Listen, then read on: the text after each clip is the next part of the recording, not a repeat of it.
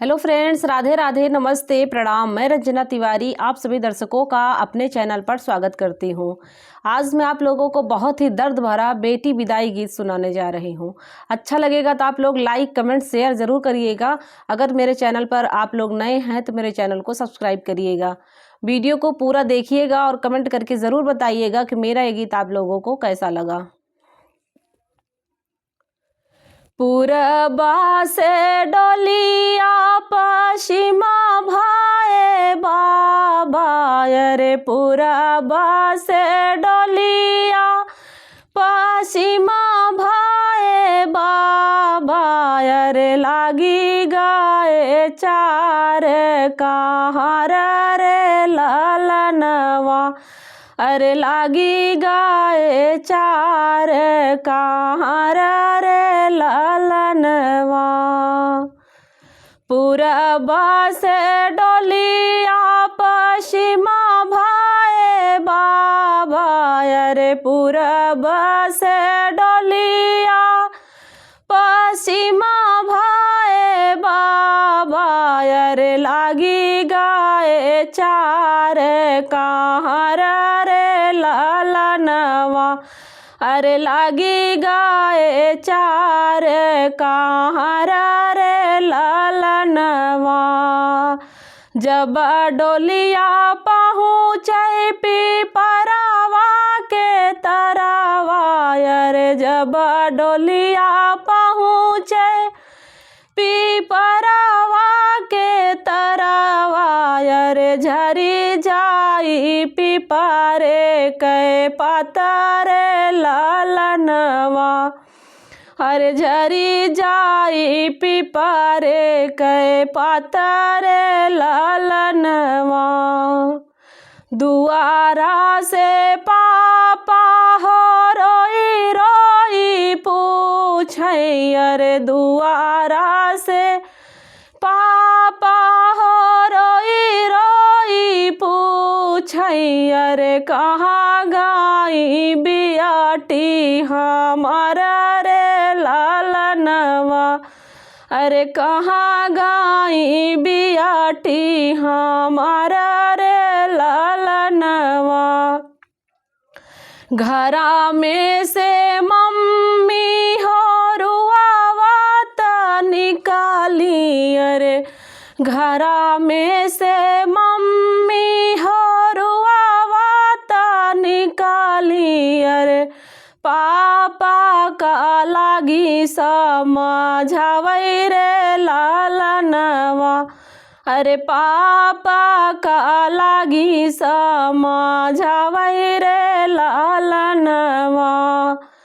तोहारी नी बेटी स्वामी गईली ससुरवा, अरे तोहारी नी बेटी स्वामी गईली ससुरवा, अरे चली गई लक्ष्मी तोहार रे ललनवा, अरे चली गई लक्ष्मी तोहार रे ललनवा।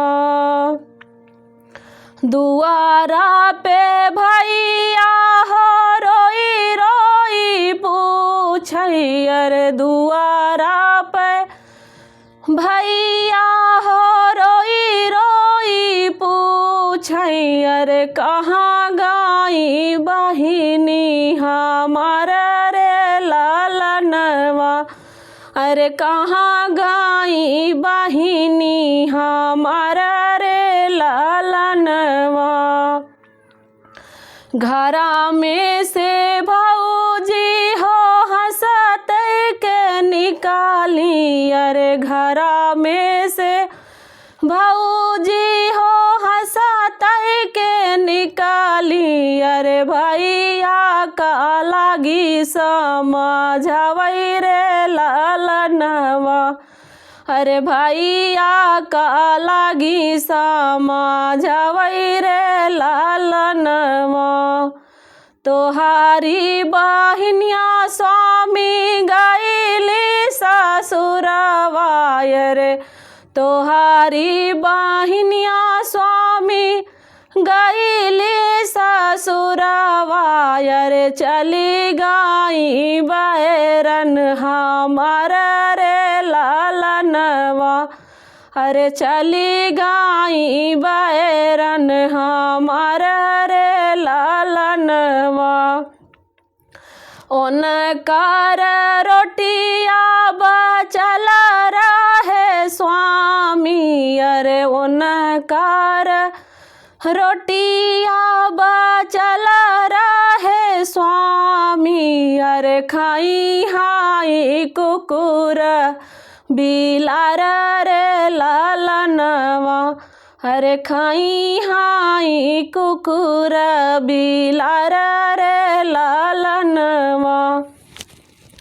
उनकार कपड़ा कई पोता ना बनाऊ भई, अरे उनकार कपड़ा कई पोता ना बनाऊ बाई, लिपा बाई अंगना वसार रे लालनवा, अरे लिपा बाई अंगना वसार रे लालनवा।